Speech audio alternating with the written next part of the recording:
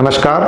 आज हम बात करेंगे पेशेंट सुमन की, जिनको काफ़ी देर से छींकें, नाक से पानी, खांसी, सिर दर्द होना, गले में बलगम गिरना, इसको हम एलर्जिक कफ या एलर्जिक राइनाइटिस की प्रॉब्लम बताते हैं।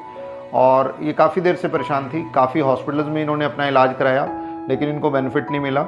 अब लगभग 1 साल के ट्रीटमेंट के बाद में इनको बिल्कुल ये स्वस्थ हैं और ये आज बिल्कुल ठीक हैं।